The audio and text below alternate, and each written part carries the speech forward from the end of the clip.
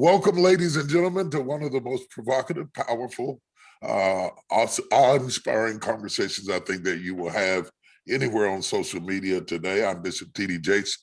I'm the senior pastor of the Potter's House, and I'm also the author of the soon-to-be-released book, Don't Drop the Mic, which has inspired this conversation because part of what I talk about in Don't Drop the Mic is not just understanding the contextuality of the content that you're going to deliver, but also understanding the audience to which you're going to deliver it to.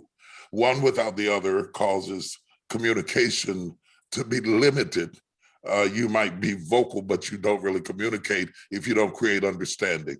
And it's important to be adaptable enough to develop different types of languages. Now, if you understand that, you realize, as the old adage says, the only thing that life can promise you for certain is that it will change. We have a diverse audience of people here that are going to talk to you from a lot of different perspectives. We have a producer, we have two preachers, we have a physician. They're all from different worlds, different perspectives, different backgrounds, different academics, different socioeconomic constructs. The one thing they all have in common is that they're all people of faith. And the other thing that they have in common is that they know how to pivot. If ever were a time that you needed to be able to pivot, it has certainly been 2020, and now 2021 has demanded that the people who survived the best were the people who had the highest AQ, adaptability quotient, to be able to adapt to environments, to be able to transition rapidly, to be able to pivot on a dime. And I believe that this is important to talk to you about, because for where God wants to take you in your life, in your career, perhaps in your city, your town, or whatever, if you don't develop the ability to pivot, you will be playing by an old playbook in a new game. And the quickest way to be ruled completely out is not to have the playbook for where you're going and only have fidelity to the playbook of where you were. This is going to be a great conversation. We've got some smart people in the room. I want each one of you to take a turn to introduce yourselves and tell them a little bit about where you're from and what your background is. I'll let ladies be first. Dr. Jill, let's start with you. First of all, thank you so much, Bishop, for including me in this conversation. I can't wait to see where it goes. I'm a family practice physician. I have recently switched from just regular family practice to what we call concierge medicine. So I'm now a concierge physician. I'm board certified in family practice, and I did that for forever. And almost from the beginning, I was very interested in an integrative approach to medicine. So I'm family practice with a subspecialty in integrative medicine, which means that I look at multiple healing modalities to help people obtain wellness. So that's what I do. I enjoy teaching. So I don't teach individuals. I do when I see them as patients, but I really like to go and teach the community. I spend a lot of time trying to educate people so that they understand what, particularly during this time, what the change is and what the changes mean. Thank you for being here. She's also, according to D Magazine, 3 times in a row, been nominated the best doctor in all of Dallas, Texas. So we're glad to have you to be a part of this vital and important conversation. It's hard for me to call you Timothy because everybody calls you Timbaland, but I'll let you introduce yourself and we'll go from there. Well, I want to say my name is Timbaland mostly. I want to say I'm some of everything that's disruptive. I'm a music producer. I started as a music producer. I was found by Missy Elliott. She discovered me. She knew that I had a lot of talent, and she actually pushed me forward to be who I am today. And I always was the one to speak through music and speak through sound and try to change the way the people feel and change it. They're going one direction. I've always been a person of, no, we should move this direction. I think this is a better direction. So I'm a music producer. I'm a businessman. I see different things in different lights that other business people don't see. I'm like, this is a better road to go down. So I really see myself as a music producer, a disruptive person that's just cutting edge. You know, always been cutting edge of everything that I've done when it comes to music. Everybody, I work with everybody. I work with everybody that you can possibly name, from Earth, Wind, and Fire to all the people that are on Versus. And during this pandemic, me and my partner Swiss, we created a show that I felt like, you know, people like, you can't create a show, you know, you need producers. I'm like, no, you don't. You just need technology. Give us the 5 top names that you've produced for. The 5 top names I produced for, let's say Beyonce, Jay-Z, Justin Timberlake, Alicia Keys, Michael Jackson. Yeah, that fits in there. That fits in there. and Tupac. And Tupac. Wow, that's quite an array. So thank you for being here. You've seen a lot of changes over the times and the years, and music has changed, the world has changed, and yet you've remained relevant. I can't wait to hear what you have to say about pivoting. Pastor Peter Lewis.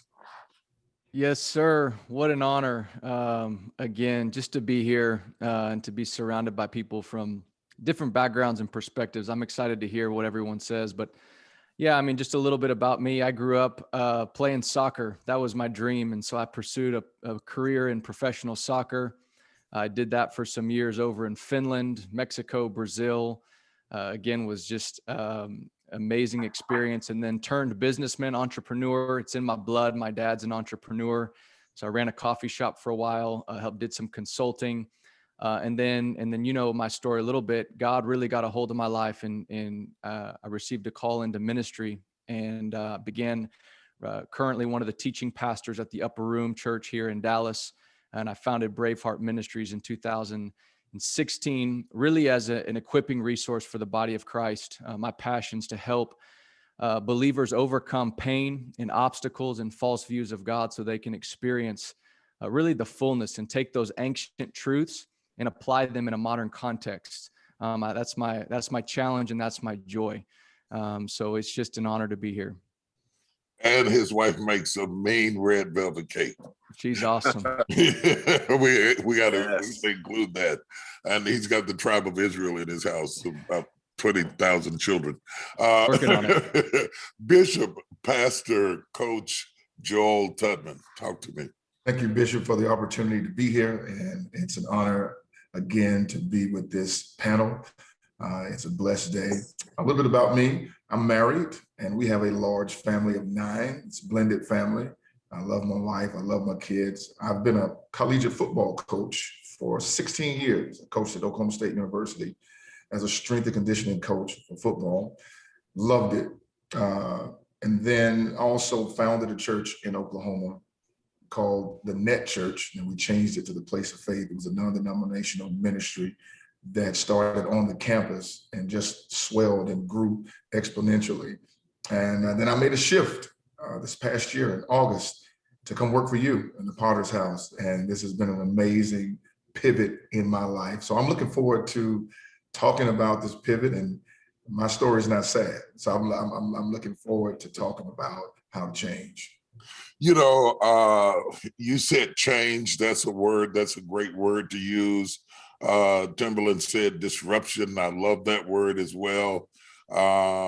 This has certainly been a disruptive time for a lot of people, a lot of changes. That doesn't necessarily mean that the disruption is negative. It could be positive. It depends on how you handle it. Let me start with Timbaland. From Tupac to now is from 8 tracks to MP3s. I mean, that's a great span of music and production, and companies have come and companies have fallen, and artists have come and artists have passed, and you're still standing. How do you deal with transitioning so that you can remain relevant? How do I remain? First of all, thank you. That was a wonderful question. Thank you, Bishop. how do I remain relevant is I listen to the people. I follow the people. I follow how people move. I really study people and just never get too above myself thinking that I'm too good to not listen to somebody. Always listen and take what they're telling me and just make a hybrid and just transition to the next evolution of where I'm going when it comes to music. It don't always happen, right away. You just have to stick with it and learn how it's moving. And once you pivot over, it'll happen. It's just everything. You have to have perseverance and patience and just really just study people. And people will let you know if you're on point, if you're not on point. And always listen to what's new. I don't prejudge nothing when it's not something that I quite like, might not do. I try to listen and be like, why do you like this? What makes you move to this? Why would you want to move to this? And I'm like, because I love music. I love all types of rhythm. I just studied the music and say, oh, they just took this out and added this, or they just made it more simpler. And maybe it's not my taste of choice, but I know how to do I just love music. So I know how to do all types and stay ahead of everything that's going forward. I have to admit, I didn't know that much about you until you started showing up at my church on Sunday, and everybody was passing out and fainting. Do you know Daddy? Do you know who that is? Daddy, oh my God, Daddy. My son almost had a meltdown because you come into the service. What made you travel? You don't live in Texas, all the way to Dallas periodically just to go to service. That's a great question, and it's almost a testimony question. For me, it was a tough trial in my life, and I've always been under my mother's influence of how she was raised Pentecostal. But I always said to myself, I have to get my own relationship with God. I always follow her lead and always stay connected to God. But I just kept hearing God speak to me through this trial I was going through. It's like, walk with me. I just kept hearing walk with me. And one of your sermons came on. Me and my queen, Michelle, we was watching one of your sermons. And from that one particular sermon, I forgot it was 2000, maybe 16 or 17. And from that one particular sermon, you helped me learn the Bible, because I can't sit down and just read. I'm an audible person. I have to listen. Mm-hmm. So it made me just go back to every sermon and just study and just learn oh, so this is what they meant. Oh, God hung around a lot of, criminals. People went to jail, because how you was taught, they don't teach you that. I had to learn a lot of things for myself. And I'm something just told me, the Spirit told me, go to the church. And I got on a plane, and ever since then, it's I'm just compelled to the Potter's house. And I can say one thing is when I start paying tithes at the Potter's house, I have to say this. People, I see it on the service. People say they always pay tithes all my life, but paying tithes at the Potter house, it changed my perspective. It's good ground. I hear y'all talk about it all the time.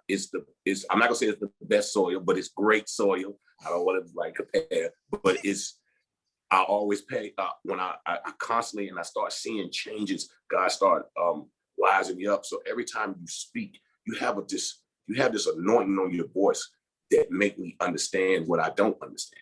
And it's from that point on, I was connected. God put us together. There's a couple of things I want to unpack. One thing and don't drop the mic, I talk about communication isn't the flaunting of your intellectualism or the extent of your vocabulary if it hinders the hearer from understanding what you're saying. Communication at its best is when you connect with the audience. And one of the things that you said, you talked about, you listen at people, you read people. And I started telling them, because I've spoken in so many diverse settings, from Washington, D.C. to South Africa, to Soweto, to Australia, just all around the world. black, white, brown, everything imaginable, young, old, secular, sacred, business shows, been on just about everything you can think on. Find myself in situations where 1 minute I'm being interviewed by Oprah Winfrey, and the next minute I'm being interviewed by Fox News, and then I'm on CNN. And what is important is to be able to understand your audience. And when you start talking about reading people, it really resonated with me. It starts before I get there. But the moment the plane lands, whoever picks me up at the airport, where they put me, everything is research for me, so that when I get up in that audience, I'm not producing a sound or a language that disconnects with the crowd that I'm called to speak to. And that has helped me so much as I preached behind the former Iron Curtain, and I preached in Kiev, and then been gone and done leadership development for the banks in Kenya. I've been in so many different environments where you do and do not use scriptures to communicate. And if you're doing a business meeting, or you're sitting in a boardroom, or you're talking to a room full of bank presidents, being versatile enough to walk into all of those doors are very, very, is a gift, and it's important as a speaker. So I talk about that and don't drop the mic. Dr. Jill, it almost sounds like what you do, because you have to read the patient in order to make the diagnosis. More information is in the patient, perhaps, than is in the textbook. Am I right? You are absolutely right. One of the things that happens in medicine often, and that's just what I do, is that we talk past people. We either talk past them, or over them, or around them, or as though they are not in the room. And so one of the things that I learned early on is, first of all, I see myself as a translator. Mhm. So if I am going to take this knowledge that is critical for this person to have in order for them to participate in becoming well, then I've got to take the information, take the science, and translate it to them in a way that they understand it. That's one thing. The other, before that conversation even starts, I have to listen to them, but listen to them not in anticipation of giving them what I have to say, but to listen to them in a way that they know that I hear them. Mhm. Because if they know that I hear them, then they know that the information that I'm giving them is what they need to have. So you often have to come down off of your, whatever your thing is that you have been placed upon, to just communicate and tell people in words that they understand. They don't have to be 5 syllables long. They just have to be sincere. They have to have good information and good intent. And I think that makes not just me effective, but makes us all effective as communicators. It's so funny that you say you translate, because I feel like I'm a translator too, to take the treasure, if I'm preaching, to take the treasure out the text and communicate it in such a way that anybody can get it, whether they're the president or they're an inmate in a prison cell. I want to be able to get it across. In fact, I need to get it across to you. I have an inner need to be able to get it across to you. In business, it's often the same way. To tear down the barriers between faith and business. I've ripped up more walls, Peter, torn down more barriers, been in studios, done business, set up with CEOs from entertainment industries, and who normally wouldn't touch somebody who was a person of faith. But to be able to tear down walls and communicate with people, created a film company for me, created a real estate company for me, has opened up doors for me to go beyond the borders of how people want to put you in a box and lock you up in there and throw away the key and make you an inmate to their understanding. Can you, Peter, relate to that in your own life? And how do you handle the challenge of flowing in and out of different circles? Yeah, it's a good question. I think it's a matter of perspective. All the things we go through from, being in business or these different audiences you get exposed to, they're not random. They're very intentional. And I remember when I was 15, I went to Brazil to play soccer and train in soccer. And I sat around this table and they spoke Portuguese and I didn't speak any Portuguese. And I was going to be there for a month. And I remember out of necessity, out of being alone, I had no family with me, no friends. I had to learn their language. And so I think that's something that we can, as communicators, as you talk about not dropping the mic, you call it being bilingual. The power of being bilingual is surprising people when you speak their language, because people put a lens on us and they say, oh, this is their language. And all of a sudden, when you speak their language, you surprise them. And I think it opens up favor, opens up doors and opportunities. And that's just the power of paying attention. But to be honest, to me personally, it was out of desperation. I learned different languages because I didn't want to be alone, because the more languages you speak, the more people you can connect to. And I think that's important. I looked around and found myself vacillating from Pat Robertson to Jesse Jackson to the Bloomberg Report. I've walked in and out of so many different rooms that I'm probably schizophrenic at this point in terms of being able to walk into different settings and having a wide scope. Peter, don't you think that one of the reasons that God was able to use the Apostle Paul the way he did is because he was multilingual? He spoke in several different languages. He wasn't limited. Peter was just as anointed, but much more limited linguistically. And consequently, though we see him delivering the inaugural message on the day of Pentecost, in other settings, he might have been more limited. Not only was Paul multilingual, but he was also diverse in his careers. And some of the people who followed him because they were also tent makers. And some people followed him because he was considered one of the intellectuals of his day. And some people followed him because they got healed up under his ministry. The broader the person is, the more opportunities they have. Would you agree? Absolutely. And I think it's humility that allows us to have that broad perspective. The humility to look at someone who someone else may define and say, you know what? They're not in my tribe. They're not in my camp. That's not my language. We don't talk to those people. See, I look at you, I look at the people like Paul that have the most, the broadest audience, and there's a humility at the root of it that I think is that point that enables them to connect across so many different platforms and audiences. And I really think that's the key.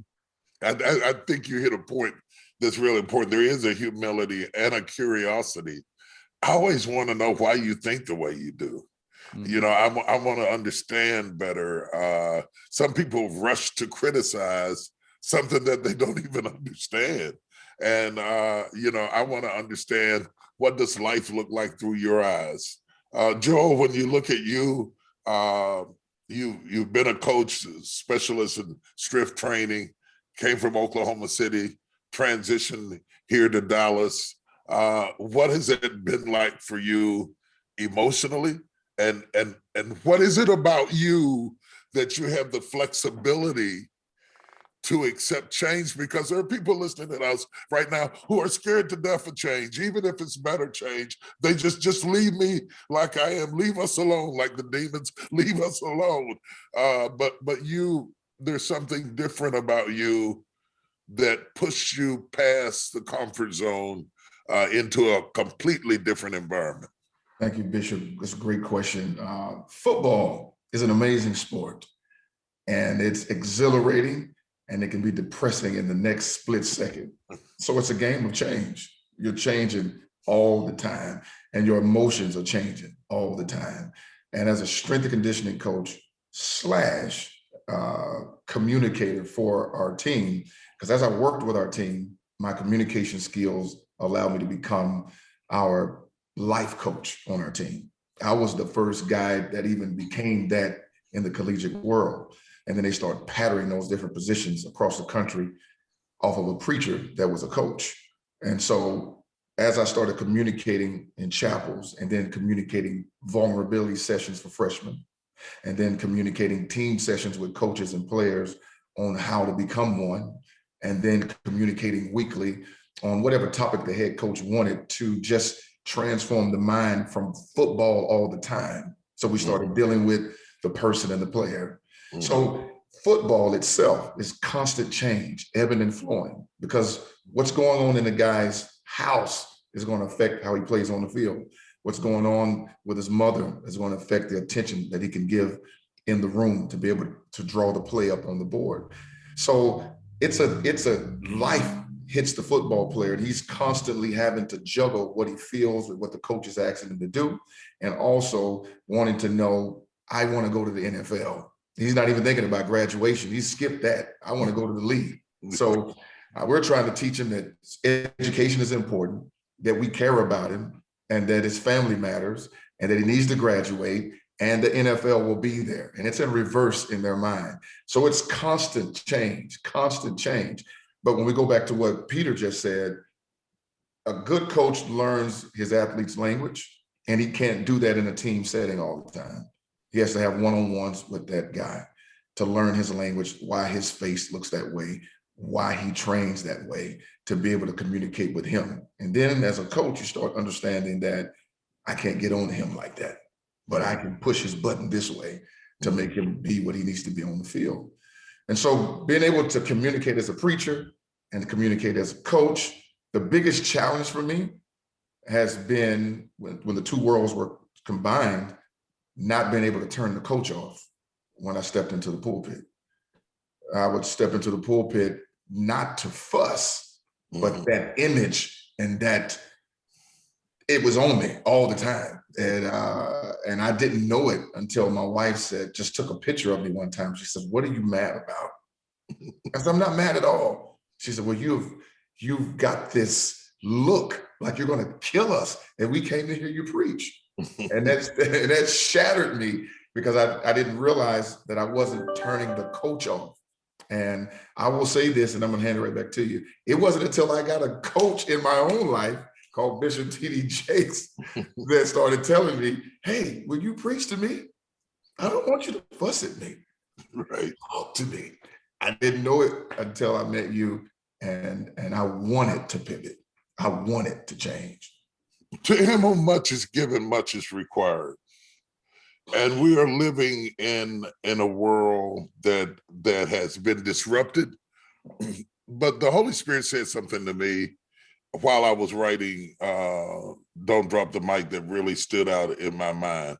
He said, when you pray for change, and I'm going to just throw this out at you, and anybody can just jump in anywhere they want to. He said to me, when you pray for change, my answer will always be disruption. Because you cannot have change without disruption.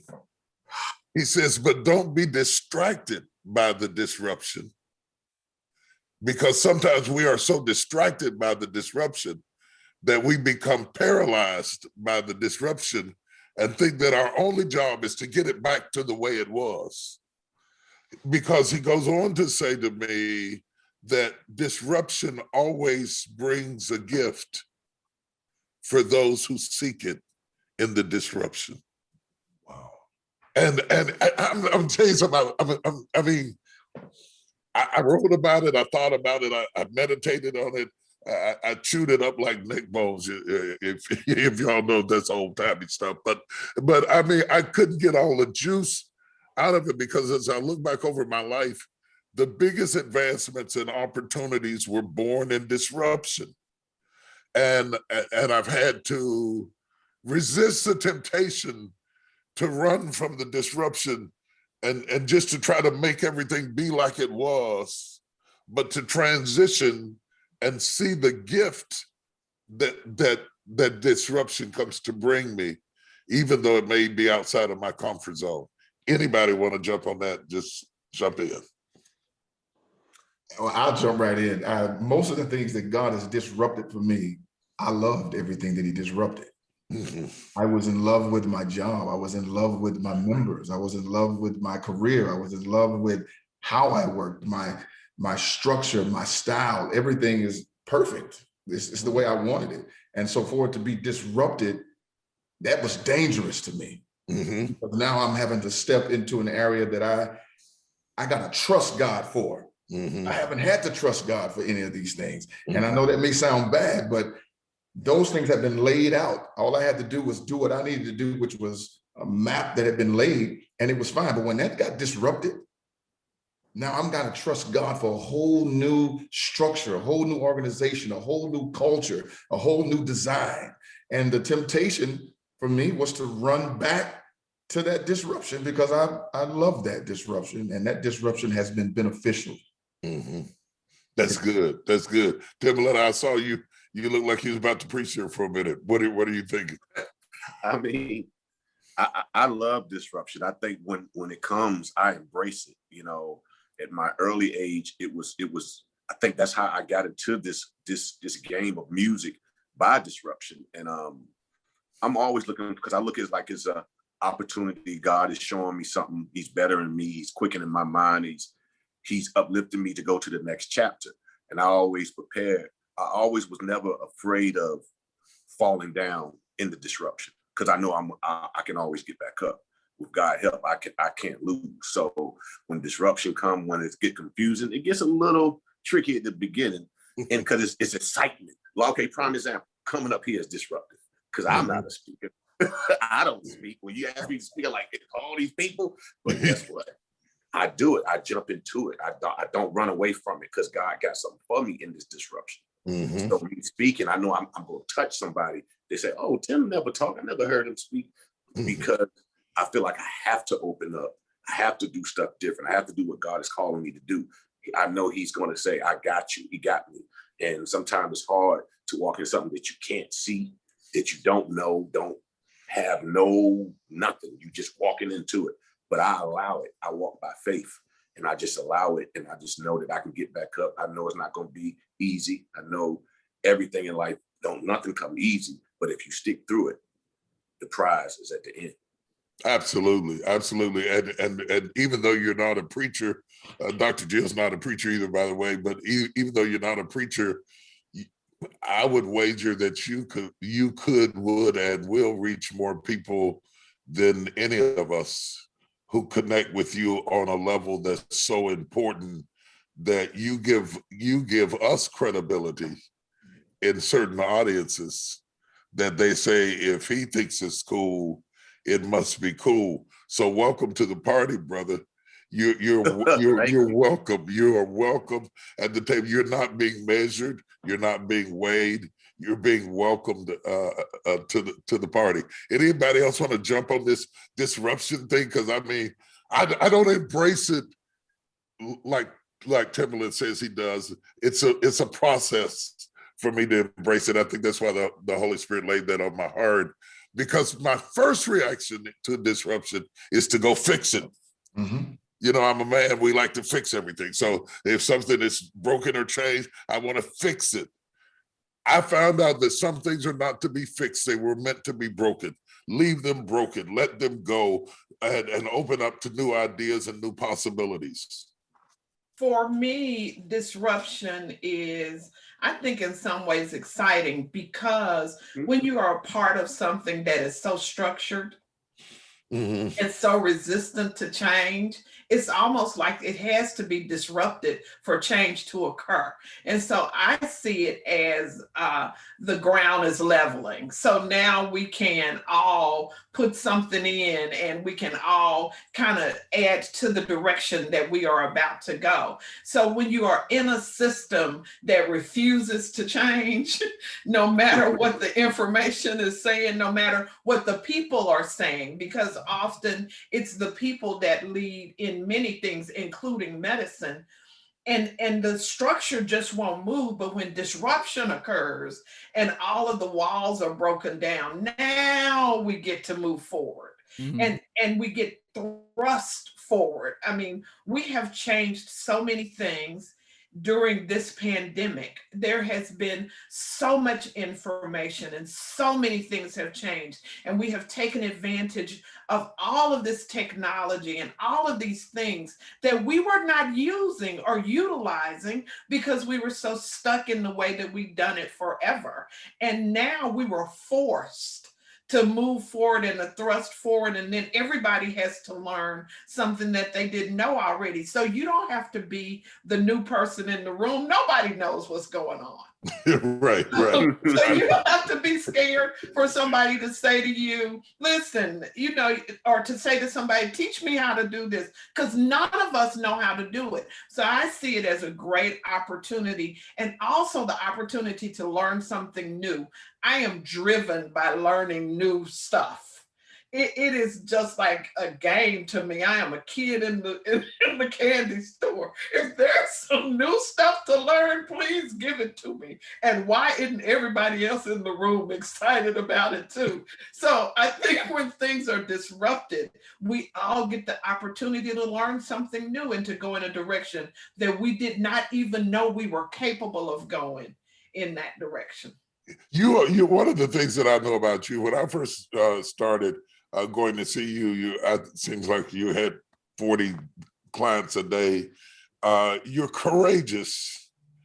You shattered the system and went to this concierge model at a time. I'm thinking about all the women out there that are going into entrepreneurship and going into business. What type of courage did it take for you to shatter the system of medicine as it existed for you and just say, I'm not going to do that anymore. I'm going to go do this? Well, I think there were a couple of pivots in there. Not only did I change the way that I do medicine, but I also changed and became a business person and started moving on the front, because we created a business out of this as well. What I say is, you have to know that it is going to be okay. And that sounds trite, but what it means is this: if you are a person who is smart enough to conceive it, you are smart enough to get the pieces that you can consume and you can put together. But there's one other thing that you have to know. You have to know what your limitations are. Right. So when you run up on something that's out of your wheelhouse, you need to know to pull in other people to help you. Because if you don't do that, then you just continue to go around and around. But it takes great courage. So you can use the pivot as a platform on which to propel you into something different, or you can use the pivot as an anchor to keep you where you are. And if you do that, you will never move into the new place. You will never, ever get there. So you just have to take the opportunity during the disruption to go ahead and move forward. If nobody can see, then you can run on and get ahead of everybody else, because they can't see. They don't know what's going on. So, right. so you have to. So I see it as an opportunity to move, and if you can always go back to what you were doing. I mean, if you are smart enough to figure some things out, if you got to cut grass, you're gonna be okay. You just got to pivot and know that you're gonna have a lemonade stand, and you're gonna cut grass, and you're gonna trim trees,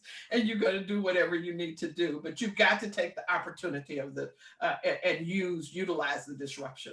I think that people who start churches or start businesses or start companies instill something in their children that's a little bit different than other people, then that is that you're going to be okay. Mm-hmm. You know, if you have to do this and you have to do that, and you have to do the other, you're going to be okay. What you tell the best sermon you ever preach is to yourself.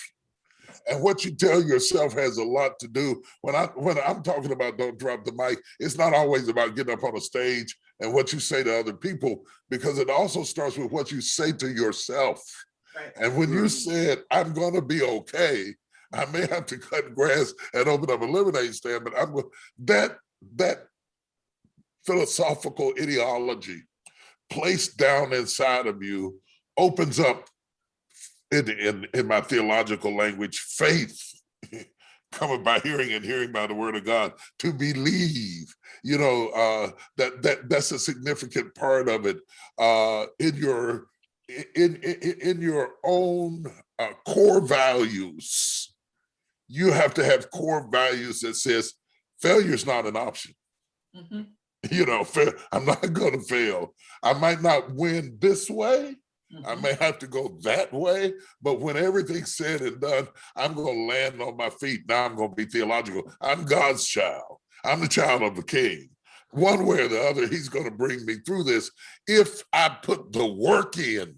Right. I don't think that God is going to bring lazy people through things while they sit up and do nothing. If you put the work in, it's going to happen. Peter, get me out of trouble. Am I in trouble here? You're not in trouble. I was just thinking as Dr. Jill was speaking and as you were following up, the gift of disruption at first is not a gift. The pastor in me comes out and says, there's a grieving process, because when you're disrupted, fundamentally something happened outside of your control that changed your landscape. Mm-hmm. And we can point to 2020 as a great example of that. I think we're all still grieving while we're pivoting. And so I think when you embrace the grief that things are not going to be the same, then you can move on. And the two gifts, I love what Dr. Waggoner said. She said something new can come out. But I think the other gift for me with disruption is you really find out what's important in those seasons.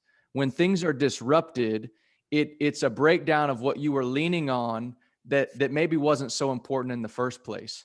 And for me personally, the gift of 2020 amidst all the sadness and just so much grief and pain was I really feel like I received a lens about the things that were the most important, the things that I knew I would be doing 50 years from now and that I wanted to spend my life doing. They were revealed in that season of disruption. And I think that's the greatest gift, is it causes you to sit back and say, why did I lean on that? Why was I putting my hope and my trust in these things that are so shakable? What are the things that I want to cherish, that I want to build in, that's going to last, that's going to be eternal? And so that's just, to me, when we talk about disruption, I think there's a gift in it.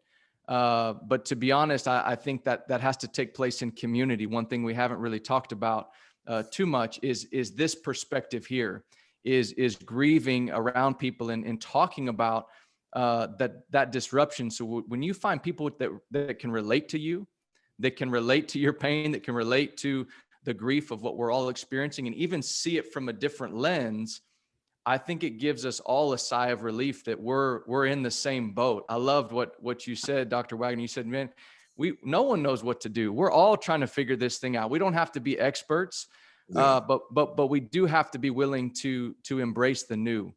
And I think that's the gift, that disruption gives. Empathy is so important to recovery.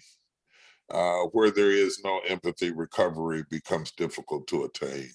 I think in my mind, and I'm not going to take too much more of your time, but as a Christian, one of the things that I talk about in telling the gospel story, in films, you have a story. Somebody writes a novel. And then when you sit down to make a script, you have to decide which one of the characters is going to talk. And as we come into this resurrection season, we're looking back at a triumphant moment where Christ raises from the dead. And that's wonderful because we know how the story ends. But in real-time speed, to be one of the disciples who gave up your job and walked away from everything and followed this guy for 3 years, and you thought he was going to be king on earth, and then he ends up on the cross is pretty disruptive. Judas hangs himself. Thomas quits and says, I'm going out. Peter denies him. But the whole story of the season is very disruptive, with grief, with emotions, with trauma. But just because something is traumatic doesn't mean it can't be triumphant. And so when we look at the cross, we often tell the story, but we really don't tell the story through the eyes of the people who were banking on Jesus to do something on earth, and he ends up ascending to the right hand of the Father. That's cool, but where do I go to work now? You know, what am I going to do with this or that or the other? Faith is disruptive. The whole ecosystem of walking out on water is disruptive. I get clearly what Peter's saying, though. There is a moment of empathy and connectivity and grieving over what was lost. And then you can't get stuck in that stage, though. You have to have something that takes you to the next level, Joel, that puts you in a position of discovery, from disruption to discovery, innovation. If we were in another setting and we were in with people of technology, we would call it innovation. Innovation is often created out of disruption. We're not being innovative to be innovative. We're being innovative because necessity now requires that we have to make something happen that wasn't happening before. And if you're watching right now, there's a reason you're watching right now. Maybe you need to hear this. Maybe you need to hear that this is not the time to stop talking, drop your mic, throw in your towel, have a big pity party, walk away from life, and just say, I'm going to just mourn at the graveside of what used to be. Maybe this is the time for you to have an encounter, a resurrected encounter, where you encounter a Jesus you don't recognize because you recognized him before the cross, but not after the cross. A you don't recognize, a job you don't recognize, an opportunity you don't recognize, but that rebirthing cycle that keeps going on in all of our lives is the epitome of what faith is all about. And you have to be able to do that. And I keep going back to this. It is what you say to yourself. If you say to yourself, this is the end, it's over, I'm done with. What people don't understand about me, I didn't start studying the Word of God to talk to you. I started studying the Word of God to talk to me. And the burrows that I dug into the Word of God to find healing for me became cisterns of living water that sprung up and started quenching the thirst of others around me. But it would do me no good to quench your thirst and leave me parched. So you have to find a way to bounce back in some way. And in order to bounce back, you have to be willing to embrace. And this is, to me, the thing, that there's something ahead of me that's greater than what was behind me. Absolutely. Joe, what do you think about that? Absolutely, Bishop. Back to what you said, what you say to yourself. When I was having to make the decision, was I going to move to Dallas, Texas? Or was I going to stay in Oklahoma? Oklahoma is a phenomenal job. I could have stayed there. I could have continued to get raises and been what I was. But I was never going to be what God called me to be if I didn't step out and walk away from that. I wanted to discover how to be a great communicator. But I knew I couldn't be a great communicator and have that kind of job because that got all of my time, and to train to communicate got this much time. So when I got the opportunity to come work for you, I wrestled with the fact that I was going to disrupt something that was very good. It was my decision to rip it up. And I struggled with that. And I grieved over that. Like Peter said, it hurt me and I didn't have anybody to talk to it about. The second thing, even though I had this huge opportunity to discover, I didn't realize that when I made this disruption, I disrupted things in my wife's life and I disrupted things in my daughter's life. I didn't recognize that till I got on the plane of discovery.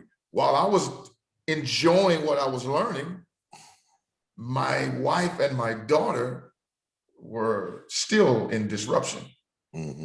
So I had to deal with that and still try to discover and still have the fragments of what was being disrupted. It was difficult for me. And it still is difficult for me. Mm-hmm. But what I'm discovering makes it so much easy, because now I'm realizing now I made the right decision, because for about 3 or 4 months, I didn't know. Mm-hmm. I did not know. So the discovery mode, as I started discovering this works, what Bishop is teaching me is working. This is really working. This is really working. This is really working. But it goes back to what Dr. Jill said, and Peter, you got to have somebody in your life that can tell you that too, because you can't do it by yourself. You'll pay more attention to what you left, the fragments and the disaster, and you'll walk away from what you want to discover.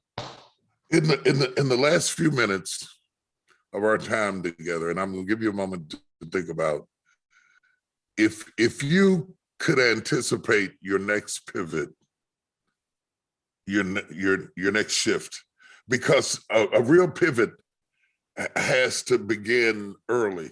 If you're driving a Volkswagen, you can wait till you get to the corner and then turn. But if you're driving an 18-wheeler, you have to start positioning yourself before you get to the corner in order to make the turn. If it's not too personal, have you given any thought to what your next pivot is? And can you give us some brief synopsis of if you see the corner coming, what would your next pivot look like? And how are you positioning for that pivot, if you're comfortable? And it doesn't have to be everybody, but is anybody comfortable with talking about your next pivot? Well, Bishop, you mentioned my 5 children, and I think of, they are my pivot, and I'm thinking about how can I set them up for success in a world that I don't think anyone knows what's going to look like in 20 years.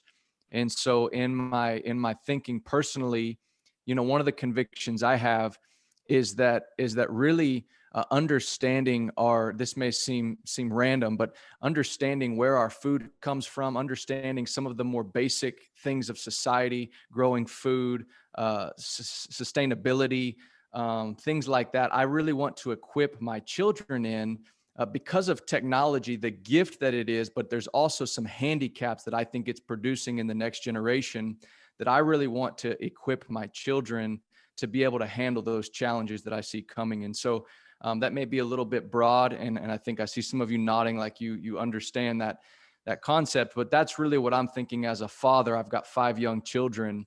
How can I position them to succeed in a world that's going to be radically different when they're in their 20s and 30s? That's excellent. I understand it as a father. I get it completely. It's very important. Anybody else? I was actually thinking the same thing. My pivot is to prepare my children to build on the legacy that I have made for them and to take it into the future.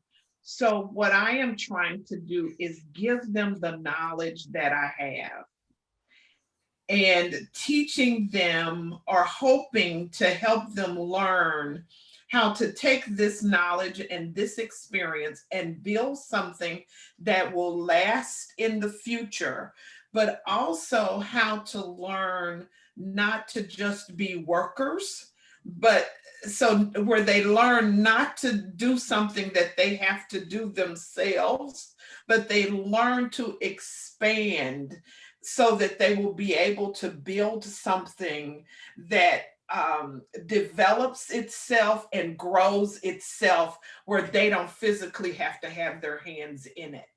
So I'm hoping, and it's the same thing, can they be ahead of their peers in taking the information that I'm giving them and using those years of experience and building on top of that experience, taking their energy and their knowledge that is futuristic, putting that together and building something for their future and generations to come.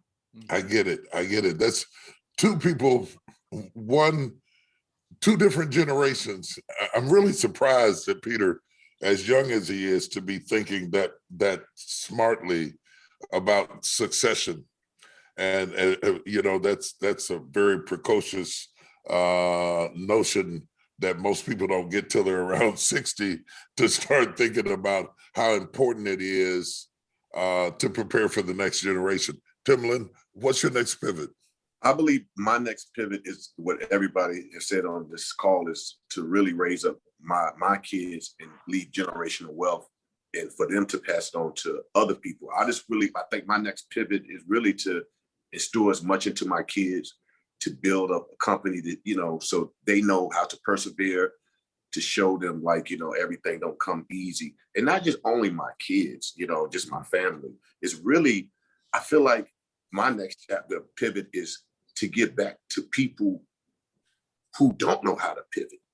I think my calling now is to have wealth, not to really just go help to give it out, but to show people how to use financial literature. Try to teach these people, look, I give you this, you get this. Now, what do? You get a bank account? Do you pay taxes? Really set up wealth to help other people to have wealth. I feel like it's a big gap in wealth in generation, especially in our community. It's a big gap. And I feel like whatever I can do with my platform, I don't know what everybody else, that's why I invest into pay seeds, pay my tithes, because I know that when I invest into the Potter's House, I know it's getting spreaded just like how I envisioned. It's getting used in a certain way. That's what I want to do. I want to always just pivot to give back, to build up other things in other people, not just to build up my little hut, but to build up a big hut, the world hut, like Wakanda, if I can build that. I'm with you, Wakanda. I think that's important. I mean, how much do you need? It's important to help other people in their dreams that don't have backing. Like, prime example, it's this girl named Amber Palmer that she came to me about, I forgot that it's called Pooch, but I was working on the names. It's called Pooch. And she said, she's 17. She came to me with a business plan that she think that for cops pulling Black people, people of race over and just harassing, she said, I built a pouch to put on the dashboard so people don't have to go looking for their ID for police. She's thinking ahead of the future. And I thought that was so brilliant. And I felt like that's my calling, to help these young geniuses of the world invest in their product, believe in their product, help them write business plan, get them the right lawyers. So we're not doing the same things that we've done in the past. I'm just trying to use my gift to give others. Fascinating. That's powerful. Joel? I'm in my pivot right now. And being here, learning to be a greater communicator and learning entrepreneurship from you. Right now, I've got one son that has a business.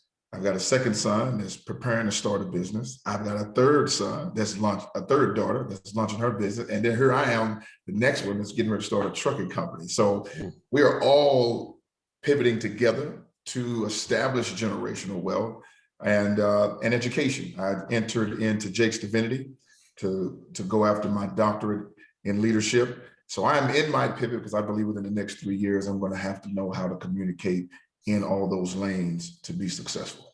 Well, I have to tell all of you, all four of you just really, really frustrated me just now, because I thought I was the only one that had this idea. And now I find out everybody has this idea. My pivot, the reason I'm doing what I'm doing now, the whole notion behind Don't Drop the Mic is about succession planning.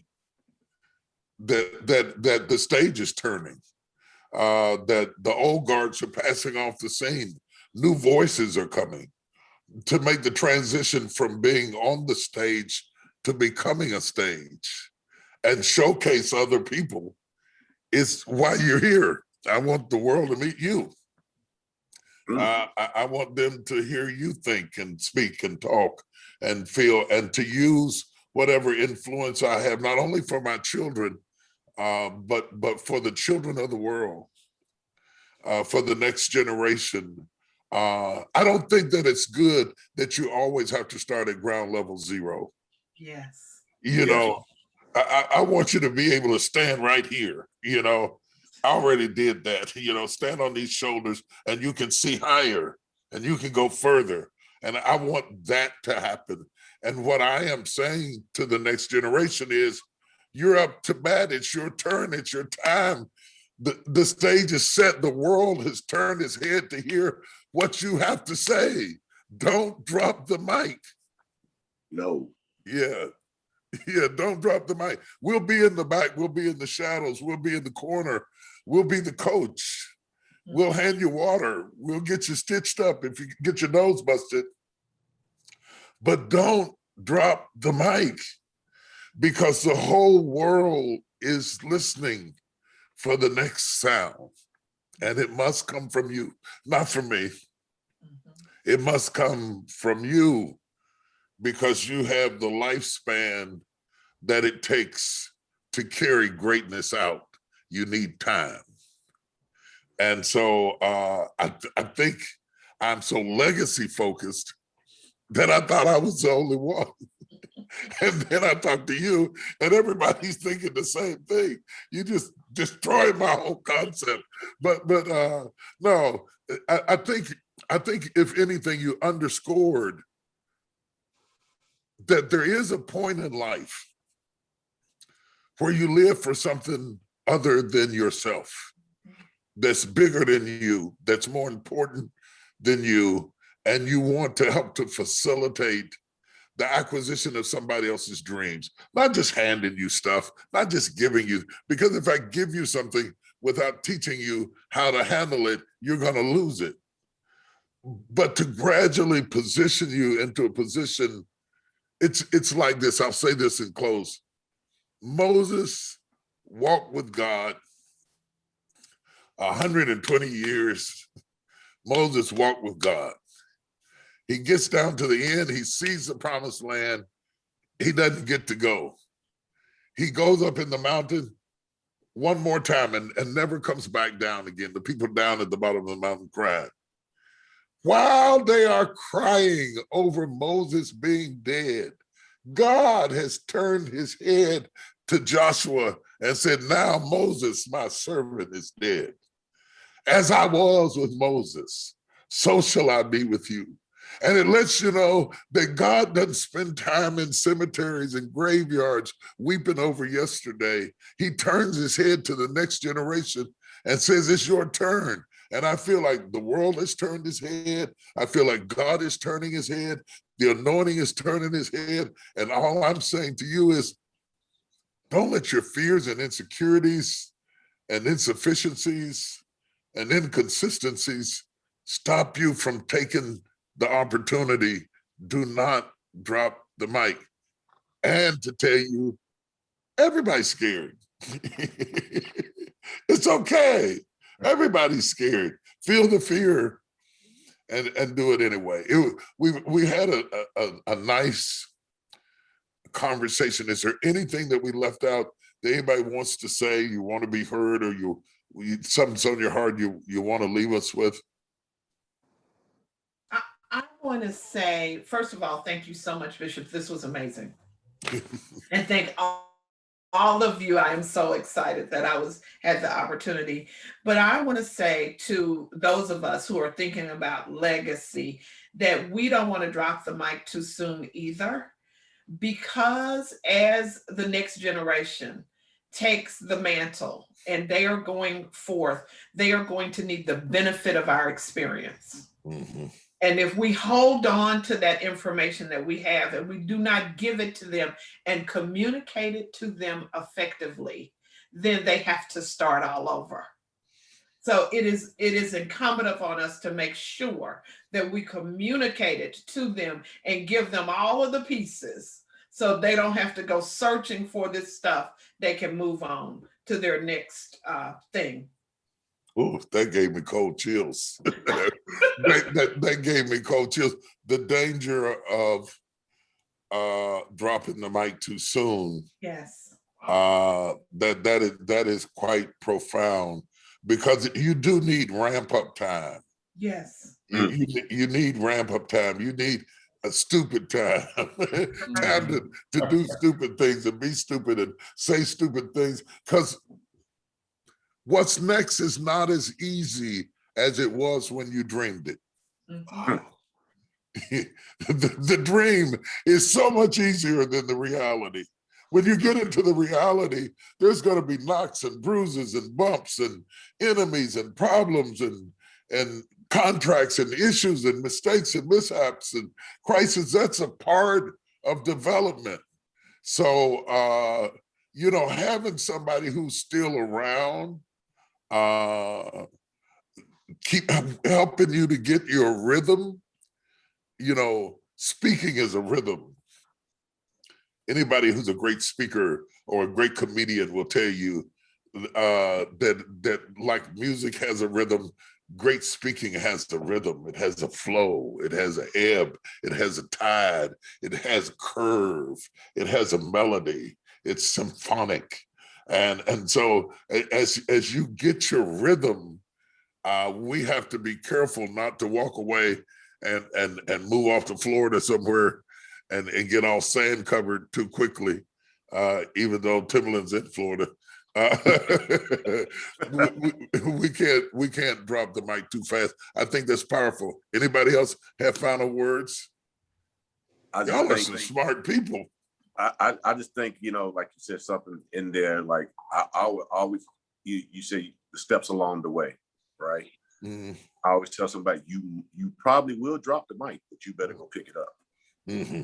Yeah. Go pick it up. Go pick it up. This is just for a season. Don't let this, that's just a moment. That's not the goal. Mm-hmm. Go pick that mic up. You know, that's good. And nothing, like we always said, all of us said, nothing is easy. And I think that's very important because people will look at your success and be like, oh, wow. No, it's a process. Mm-hmm. You will drop the mic, but the point of don't drop the mic is, okay, you can drop it, it's okay, but pick that mic up. Mm-hmm. You don't know. Your destiny is waiting right in front of you. Keep going. Redemption. Yeah. Redemption. That's good. That's good. Anybody else?